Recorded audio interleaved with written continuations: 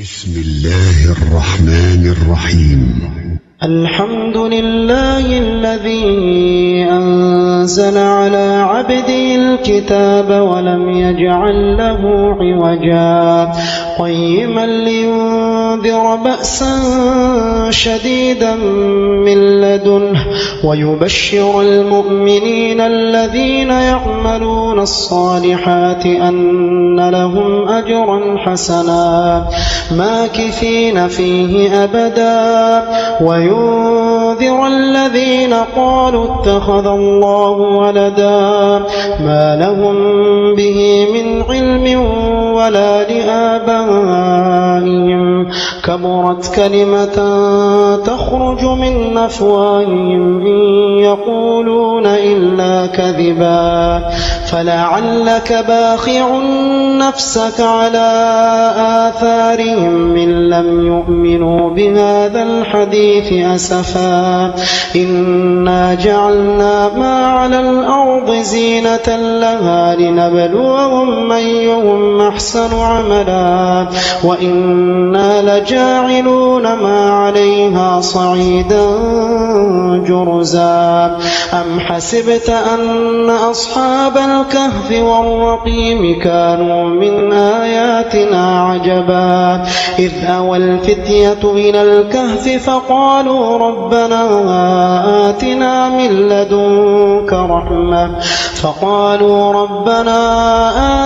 من لدنك رحمة وهيئ لنا من أمرنا رشدا فضربنا على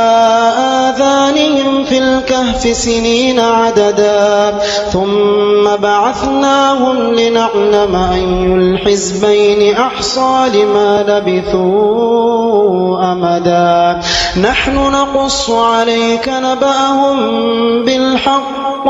إنهم فتية آمنوا بربهم وزدناهم هدى وربطنا على قلوبهم إذ قاموا فقالوا ربنا رب السماوات والأرض لن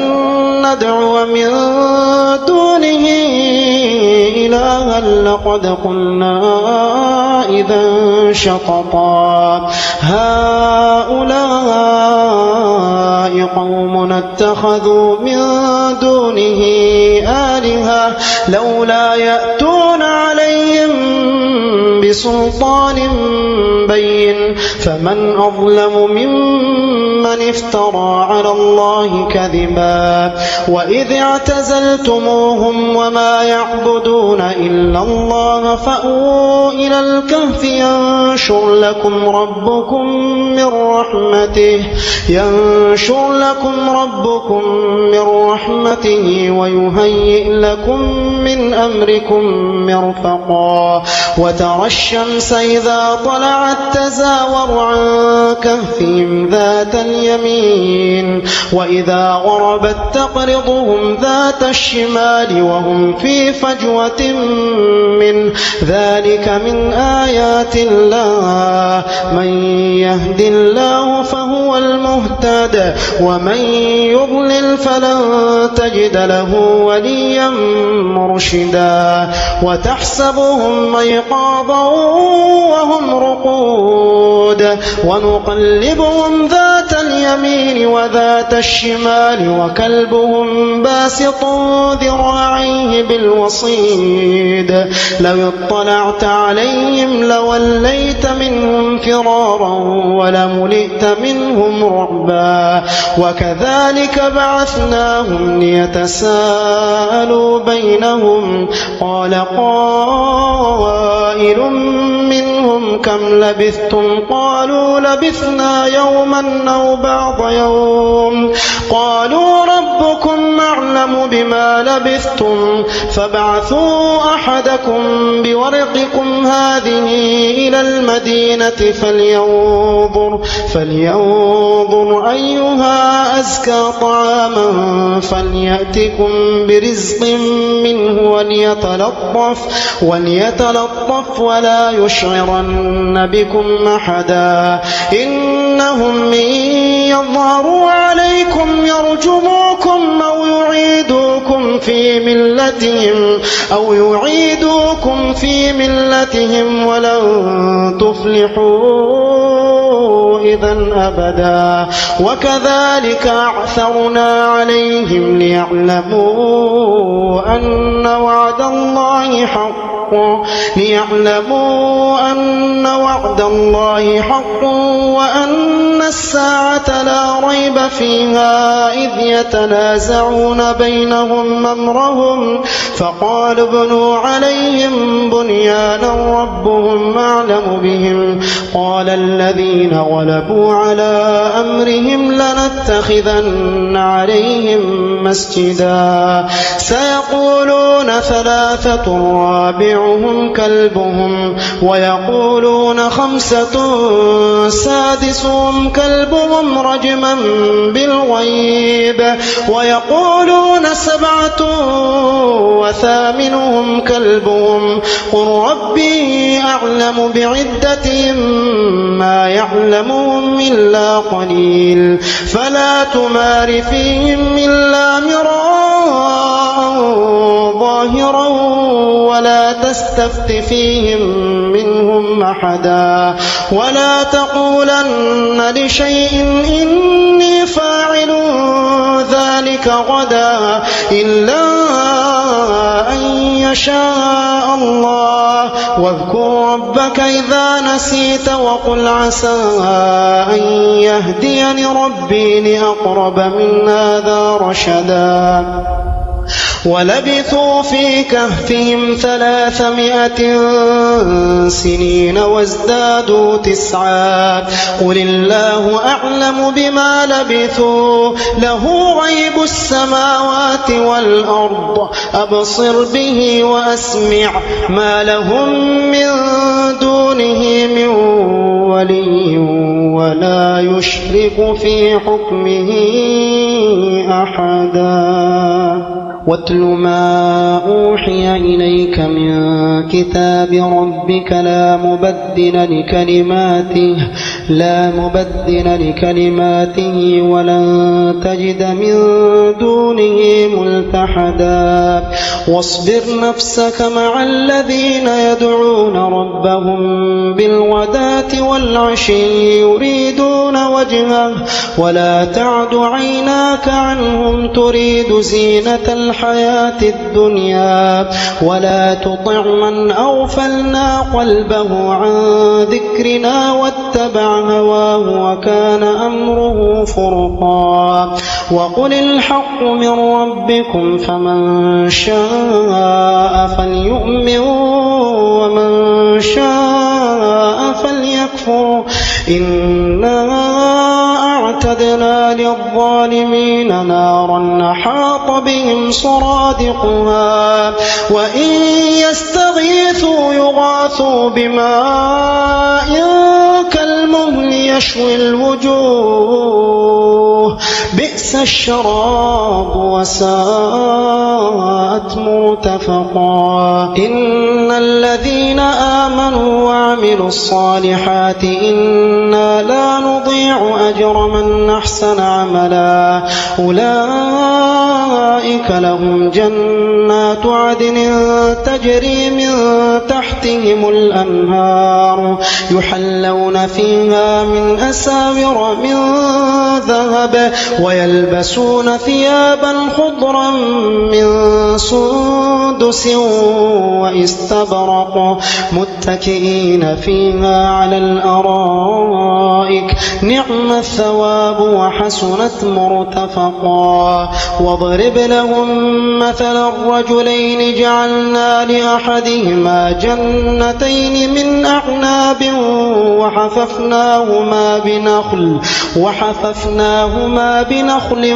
وجعلنا بينهما زرعا كلتا الجنتين آتت أكلها ولم تظلم منه شيئا وفجرنا خلالهما نهرا وكان له ثمر فقال لصاحبه وهو يحاوره وأنا أكثر منك مالا وأعز نفرا ودخل جنته وهو ظالم لنفسه قال ما أظن أن تبيد هذه أبدا وما أظن الساعة قائمة ولئن رددت إلى ربي لأجدن خيرا منها منقلبا قال له صاحبه وهو يحاوره أكفرت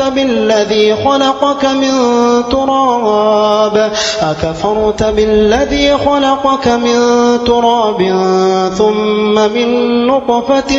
ثم سواك رجلا لكن هو الله ربي ولا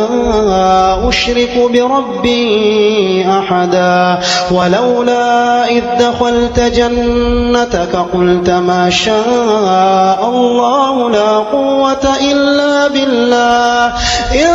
ترني أنا أقل منك مالا وولدا فعسى ربي أن يؤتيني خيرا من جنتك ويرسل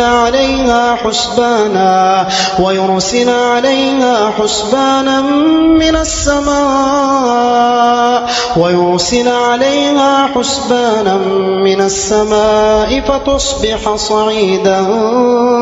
زلقا أو يصبح ماؤها غورا فلن تستطيع له طلبا وأحيط بثمره فأصبح يقلب كفيه على ما أنفق فيها وهي خاوية على عروشها ويقول يا ليتني لم أشرك بربي أحدا ولم تكن له فئة ينصرونه من دون الله وما كان منتصرا هنالك الولاية لله الحق هو خير ثوابا وخير عقبا واضرب لهم مثل الحياة الدنيا كماء أنزلناه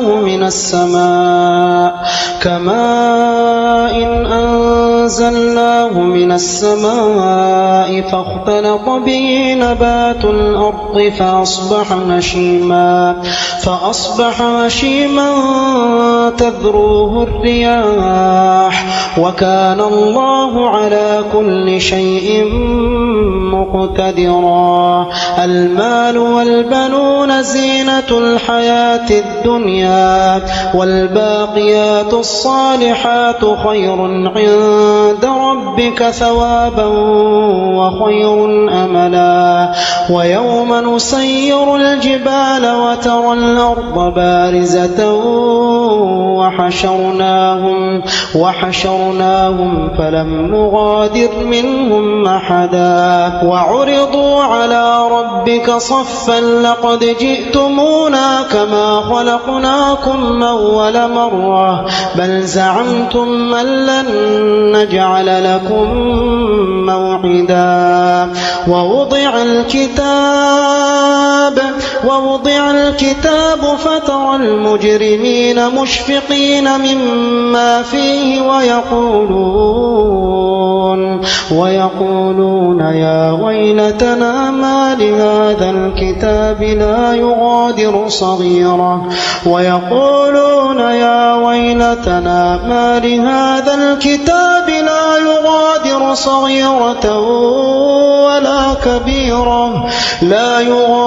صغيرة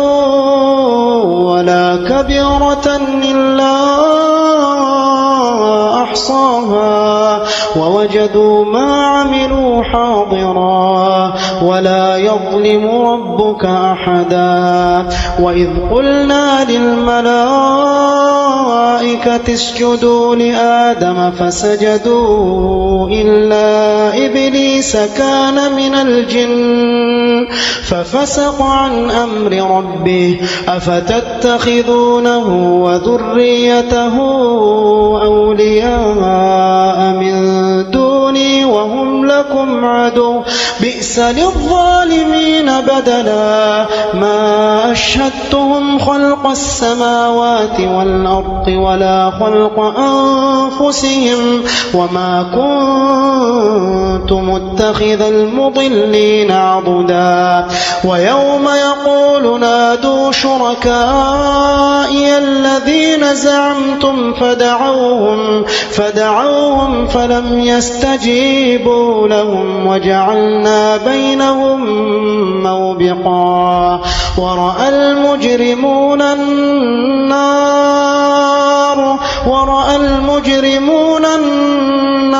فظنوا أنهم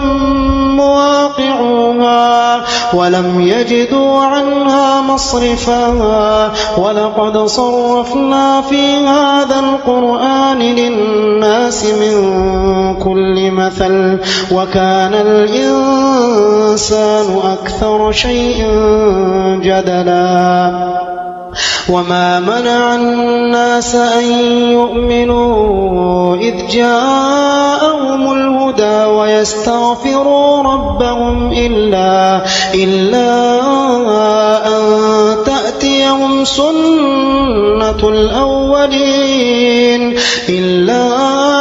أن تأتيهم سنة الأولين أو يأتيهم العذاب قبلا وما نرسل المرسلين إلا مبشرين ومنذرين ويجادل الذين كفروا بالباطل ليدحضوا به الحق واتخذوا آياتي وما أنذروا هزوا ومن أظلم ممن ذكر بآيات ربه فأعرض عنها ونسي ما قدمت يداه إنا جعلنا على قلوبهم أكنة أن يفقهوه وفي آذانهم وقرا وإن تدعوهم إلى الهدى فلن يهتدوا إذا أبدا وربك الغفور ذو الرحمة لو يؤاخذهم بما كسبوا لعجل لهم العذاب بل لهم موعد لن يجدوا من دونه موئلا وتلك القرى أهلكناهم لما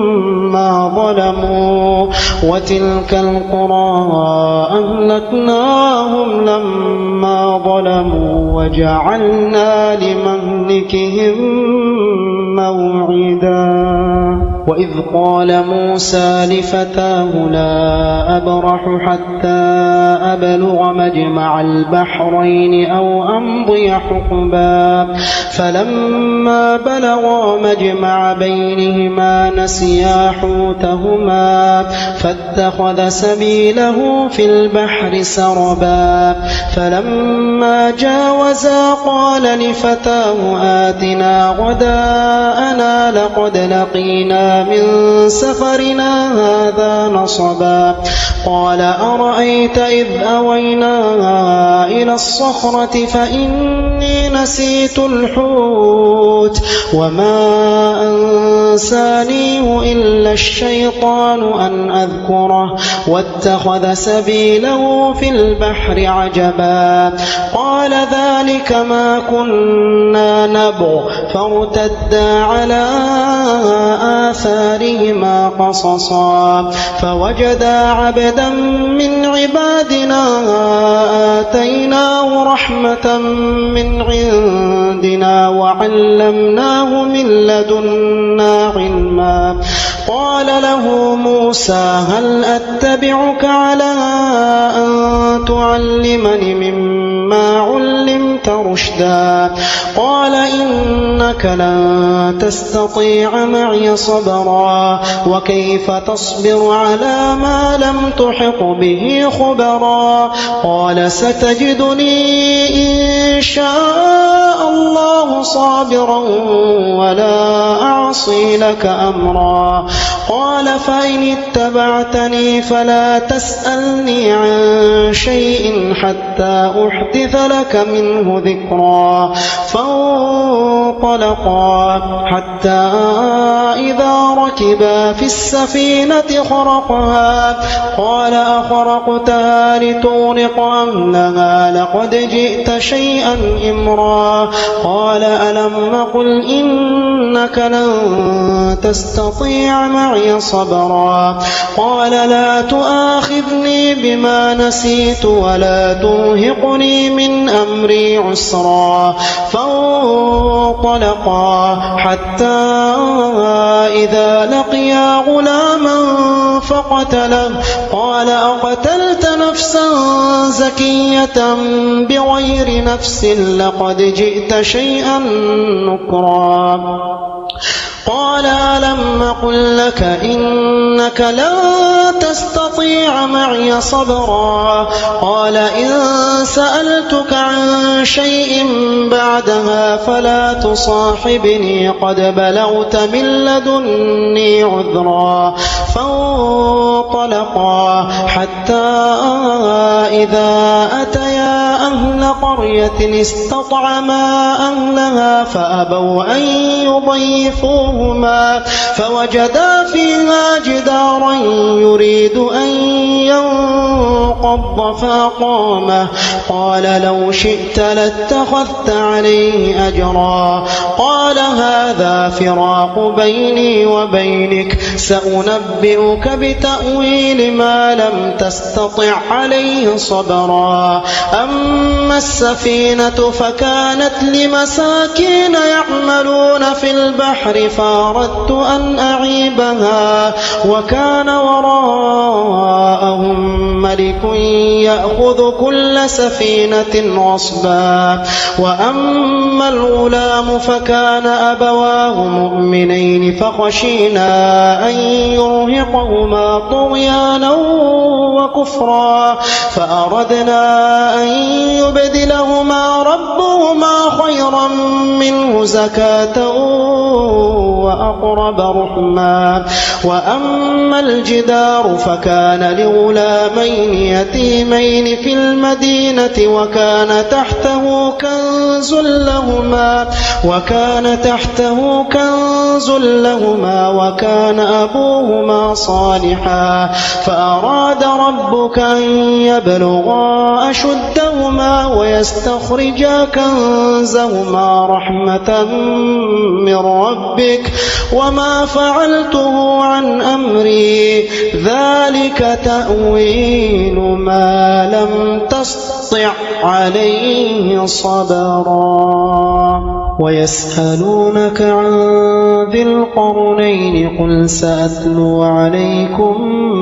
منه ذكرا. إنا مكنا له في الأرض وآتيناه من كل شيء سببا فأتبع سببا حتى إذا بلغ مغرب الشمس وجدها تغرب في عين حمئة ووجد عندها قوما قلنا يا ذا القرنين إما أن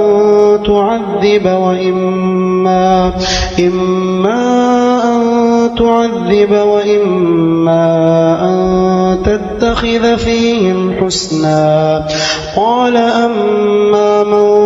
ظلم فسوف نعذبه ثم يرد إلى ربه فيعذبه عذابا نكرا. وأما من آمن وعمل صالحا فله جزاء الحسنى وسنقول له من أمرنا يسرا. ثم أتبع سببا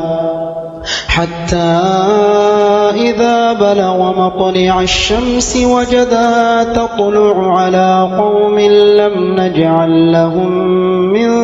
دونها سترا كذلك وقد أحطنا بما لديه خبرا ثم أتبع سببا حتى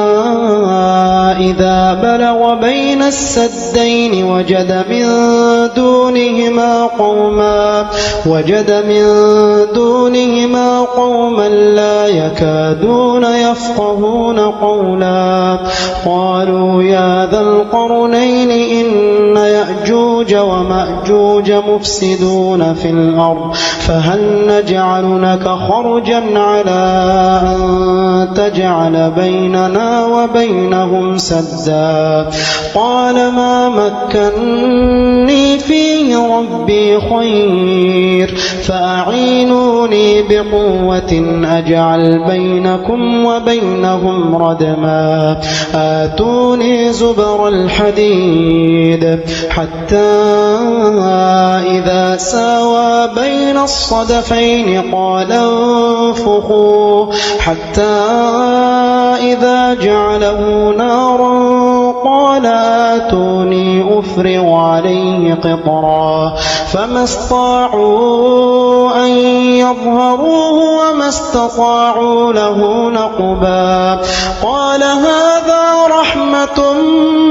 من ربي فإذا جاء وعد ربي جعله دكا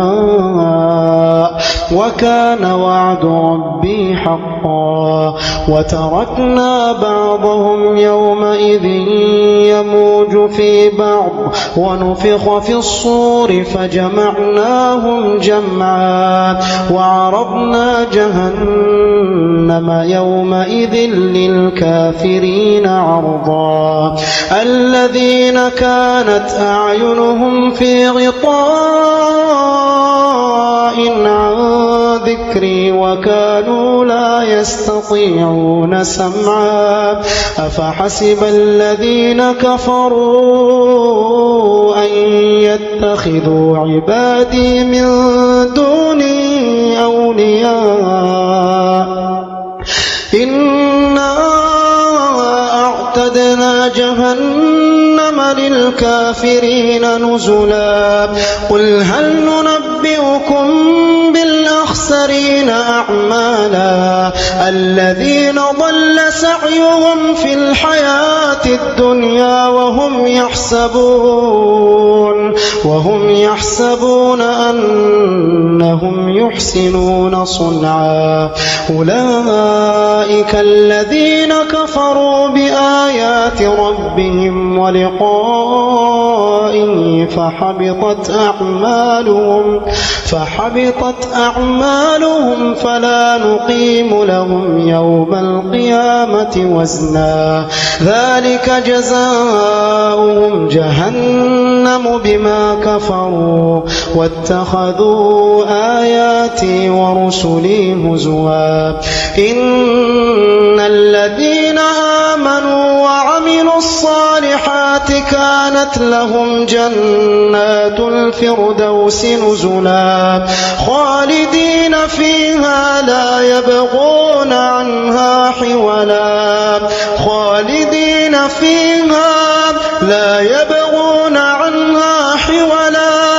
قل لو كان البحر مدادا لكلمات ربي لنفد البحر قبل أن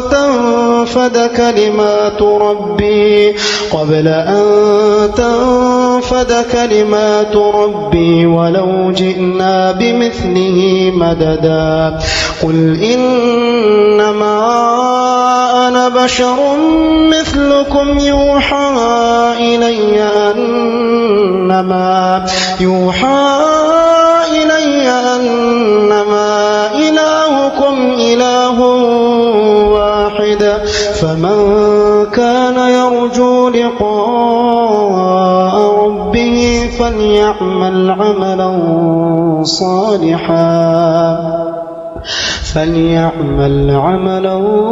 صالحا ولا يشرك بعبادة ربه أحدا.